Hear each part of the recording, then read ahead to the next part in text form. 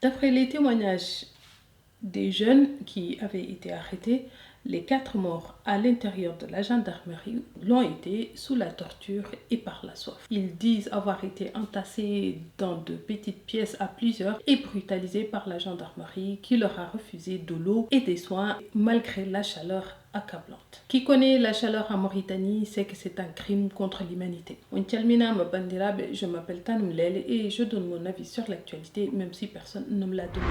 Paul Biya est sorti de sa léthargie pour féliciter notre président déclaré. En fait, aucun pays africain n'a condamné ce qui s'est passé en Mauritanie. C'est plutôt les Occidentaux qui l'ont fait, un peu du bout des lèvres. Nous sommes tous africains.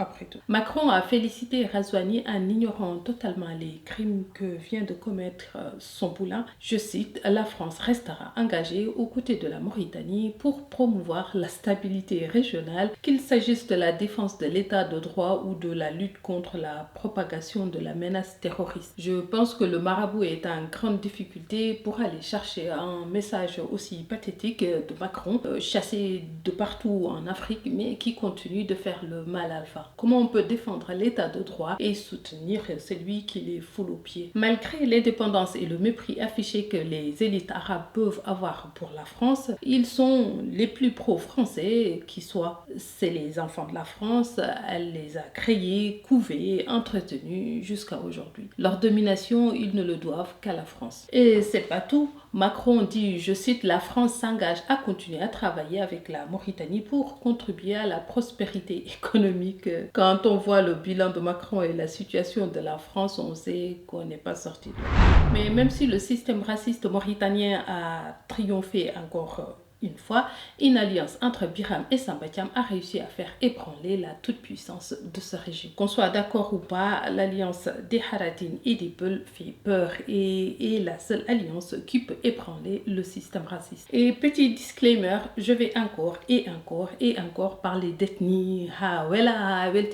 Les ethnies sont inscrites dans la Constitution. Si parler de l'ethnie est un anti vos rhétoriques politiques d'aliénés, telles que les États-nations, républiques, et indivisible, en but d'une nation, exclusion, dépossession, ethnicisme, racisme ou autre. Taxez vos constitutions d'ethnicisme d'abord, ensuite vous venez me parler. C'est le système actuel qui a intérêt à ce qu'on ne parle pas de nos identités parce que le but c'est uniformiser le peuple linguistiquement et culturellement, ce qui en fait est un crime mais ne résoudra jamais le problème des inégalités, d'exclusion dont nous sommes victimes. Autre disclaimer, clairement je ne suis pas en train de dire que ceux qui ont voté pour Biram sont que des Peuls et des Haratines, loin de là. C'est la symbolique, la matérialisation d'une alliance entre deux figures majeures du pays, même si on peut leur reprocher ce qu'on veut, à commencer par moi. D'ailleurs, c'est les deux partis dont les pouvoirs successifs refusent de reconnaître les partis politiques. Biram, c'est le chef historique de IRA, organisation anti-esclavagiste. Sambatiam est un membre fondateur des Flammes, Front de libération africaine de Mauritanie, une organisation qui lutte contre le racisme, l'assimilation et l'injustice dans le pays. Cette alliance effraie au plus haut point les nationalistes bassistes du pouvoir qui vont pas laisser Razouani en paix. D'ailleurs, il y a eu des rumeurs de coup d'État. C'est aussi l'échec de la fracture que le régime de Maouya, en passant par Abdelaziz et Razouani, ont voulu créer, détruire une cassure irréversible pour empêcher toute alliance entre les Peuls et les Haratis. Quand ils ont décidé de génocider les Peuls, des Arabes racistes ont utilisé les Haratis. La Mauritanie change, les aspirations des populations ne sont plus les mêmes, leurs rapports de force sont différents. Il ne suffit plus de disposer de la force brutale du pouvoir et des moyens de l'État pour triompher. Nous vivons dans un monde où de petits influenceurs à l'autre bout du monde peuvent avoir un impact énorme dans la déstabilisation d'un pays, surtout que les outils de manipulation, de propagande des masses jusqu'à la destinée aux élites est à la portée de tout le monde aujourd'hui. Donc on peut déconstruire vos manipulations. Mais l'autre chose absolument importante est que la France, qui a inventé la Mauritanie et son modèle politique et économique et raciste, n'a plus le monopole de puissance internationale. La France perd son influence de puissance coloniale, même si la Chine et la Russie ne sont pas des enfants de cœur en ce qui concerne la prédation et la colonisation et l'exploitation des ressources africaines. Ils ont une autre méthode que l'opposition en Mauritanie devrait étudier et planifier et s'en servir pour renverser le système raciste mauritanien. Et je vous vois venir aussi, elle est en train de dire que l'opposition devrait faire venir des puissances étrangères en Mauritanie. C'est pas ce que je dis. Le régime de Razouani fait venir des étrangers dans le pays, négocie des contrats et des opérations avec d'autres pays. Hassan Labat, tu viens pas. L'opposition doit réfléchir à la coopération et des alliances avec d'autres peuples qui ont les mêmes aspirations, tout en gardant en tête l'intérêt du peuple mauritanien ou des populations qu'ils défendent. Il ne faut plus laisser le monopole des alliances diplomatiques au système. Le système a construit un réseau impressionnant en véhiculant l'idée que les Peuls sont une menace pour tous les pays de l'Afrique de l'Ouest. Comme ils sont les plus nombreux, les plus répandus, ils risquent de prendre le pouvoir. La théorie du puéril Peul est une construction de la colonisation française. Et je vous renvoie aux œuvres de Louis Faidherbe qu'on retrouve facilement sur le net. Je prépare d'ailleurs une vidéo sur les stéréotypes coloniaux sur les Peuls qui sont encore aujourd'hui repris par les Africains. Je dirais même que les Africains ne connaissent les Peuls qu'à travers cette vision coloniale du Peul. Ils les traitent en général de la même manière que le colon avait prévu. Même l'idée du Peul du Massina djihadiste qui revendique la construction de l'empire du Massina trouve sa première source en Mauritanie. On y reviendra dans une autre vidéo.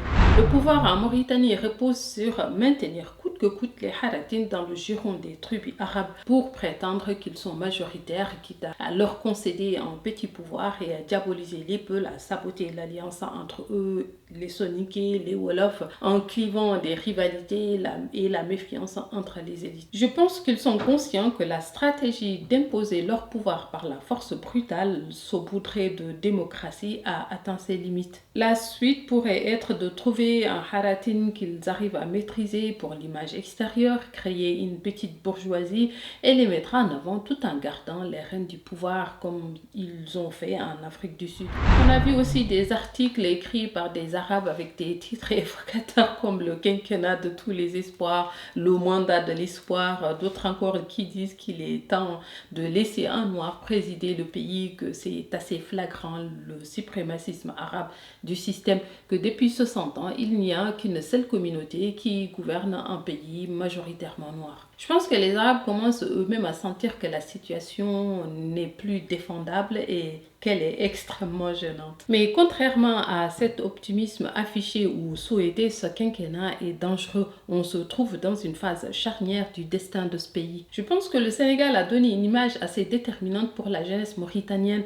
Qu'on soit d'accord ou pas, c'est qu'ils ont vu et que l'État, aussi violent soit-il, n'est pas invincible, que le peuple, encore une fois, qu'il ait raison ou pas, qu'il soit manipulé ou pas, peut renverser un gouvernement avec quasiment rien que la volonté d'en finir. Ni la violence ni la manipulation ne peuvent stopper un peuple déterminé à en finir avec un régime. En matière de violence et d'injustice, de n'avoir rien à perdre, le peuple mauritanien a beaucoup à apprendre au reste du monde. Les manifestations qui ont eu lieu spontanément dans plusieurs villes ou pays, notamment les villes du sud comme Keiti, l'une des plus anciennes villes de Mauritanie, ville symbolique dans l'inconscient collectif des Noirs de Mauritanie. Ce qui n'a pas changé, c'est la manière dont la justice fonctionne. L'État a simplement refusé aux familles des victimes une autopsie comme l'avaient demandé les familles. Ceci est simplement destiné à couvrir la police. L'autre nouveauté dans les rapports de force entre l'opposition et le pouvoir, c'est la capacité d'organiser des manifestations synchronisées dans plusieurs villes du pays et dans le monde. À force de jeter les Mauritaniens sur la route de l'exil, ils sont devenus une grosse communauté à l'extérieur et surtout à leur capacité à africaniser leur combat, à mobiliser les autres communautés africaines à l'extérieur qui vivent les mêmes problématiques. Surtout, et c'est pas des moindres, n'en déplaise à ceux qui la solidarité ethnique n'arrange pas, à force de stigmatiser les Peuls de partout, on les pousse littéralement dans les bras les uns des autres. Comme on dit, à force de jeter une grenouille au loin, elle finit par atterrir dans une mare. Les panafricanistes, et je parle des vrais, pas de ceux qui sont comme les colons et qui se servent d'une version pervertie du panafricanisme pour introduire des entités étrangères en Afrique, mais des vrais qui n'ont pas peur de la diversité, qui croient à la détermination des peuples et leur capacité à décider de leur destin, sont sortis soutenir les manifestants et ils en ont parlé. Malgré que le gouvernement ait coupé Internet pour empêcher la médiatisation de la répression, ils ont quand même pu contourner cela et communiquer sur ce qui se passe presque instantanément. La Mauritanie a l'habitude de sévir sur les Noirs dans un coin sombre à l'abri des regards pour les intimider et les traumatiser. Les jeunes qui ont été tués ne le sont pas par accident mais par la volonté de tuer pour faire peur, intimider les manifestants. C'est aussi un signe de la fébrilité de la perversion du système. On a vu des policiers s'adonner à des violences qui relèvent presque de la folie, de cette folie dont parlait France Fanon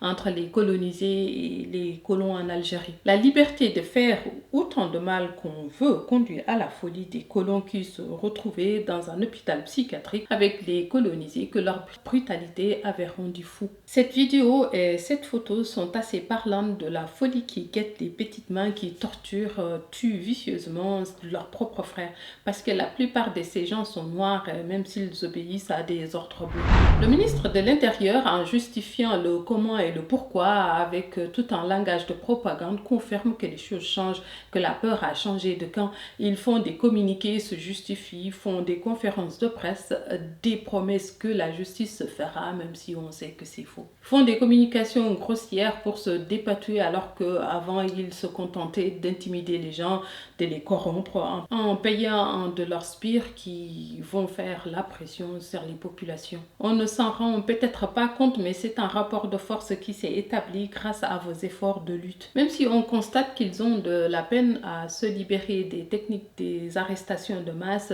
des leaders politiques dont ils négocient la libération contre l'arrêt des manifestants. Biram parle de 1500 de ses partisans arrêtés à travers le pays. C'est une technique psychologique. Les Noirs ont toujours vivace le traumatisme de 1989. Quand on t'arrête, tu ne sais pas si tu vas sortir vivant ou entier avec toutes les humiliations qui vont avec. Pour conclure, la réélection du président Ould Ghazouani pour un second mandat ne fait pas l'unanimité. Avec ces manifestations et le retour en force des flammes dans la scène politique, qu'on soit d'accord ou pas avec la manière, est un atout majeur dans la déstabilisation du système. L'alliance entre Biram et Sambatiam est un autre caillou dans la chaussure de Ghazouani, mais on risque de voir le pays encore plus militarisé. C'est clairement un mandat très tendu. C'est la première fois qu'il y a autant de morts après des élections, mais aussi une certaine coordination entre les partis d'opposition, mais aussi entre les Mauritaniens. L'autre défi auquel sera confronté le régime est, pour une fois, un parti politique a mis la lutte contre l'arabisation forcée dans son programme de campagne, mais aussi le besoin de voir l'introduction des langues nationales dans l'enseignement. Les défenseurs des langues nationales ont donné leur soutien à Biram. Ils peuvent au moins se targuer de dire à Ghazouani que 22% de la population est contre la réforme de l'éducation.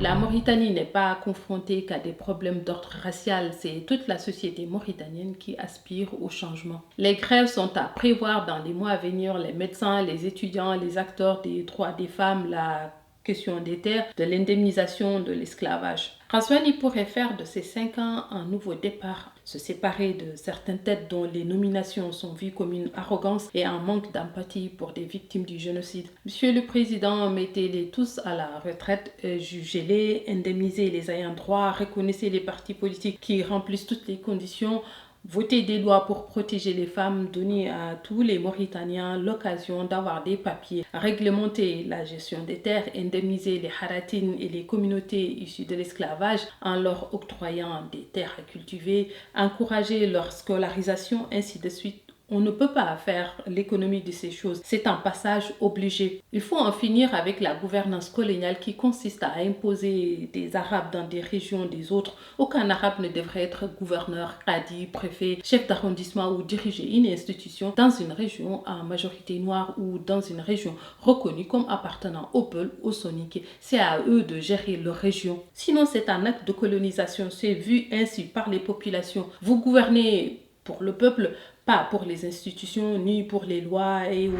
La Mauritanie est confrontée au terrorisme, à des tensions autour de ses frontières avec l'Algérie, le Mali. Il y a un risque réel de guerre avec Wagner.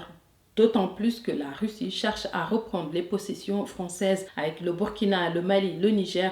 Tout semble indiquer que le Tchad est en train de basculer dans le camp russe. Si vous voulez compter sur chaque Mauritanien en temps voulu pour défendre le pays, il va falloir que chaque Mauritanien ait un avantage à le faire. Je ne vois pas pourquoi ils défendraient un pays où ils peuvent mourir juste pour avoir manifesté, un pays où avoir une pièce d'identité est un parcours du combattant. Bref, un système qui fait tout pour les effacer. Ils auraient au contraire tout intérêt à s'allier avec tout ce qui peut contribuer à améliorer leurs conditions de vie. La Mauritanie doit gérer le flux de réfugiés maliens dont on voit que les Arabes et les Touaregs sont accueillis et les veulent renvoyer vers la mort au Mali. Toutes ces choses mises ensemble font que le quinquennat de Razouani est posé sur une véritable poudrière. Sans compter le fait que l'Union européenne a délégué la sécurité de ses frontières aux pays du Nord, ce que je trouve est une grosse responsabilité que la Mauritanie ne devrait pas accepter. Si vous ne faites pas que tous les Mauritaniens fassent partie de l'intérêt supérieur du pays, ne comptez pas sur eux pour un intérêt supérieur dont ils ne font pas partie. Salmini on, mi juuri on, mi yetti on, jaram, abonnez-vous, partagez, commentez et on se retrouve bientôt.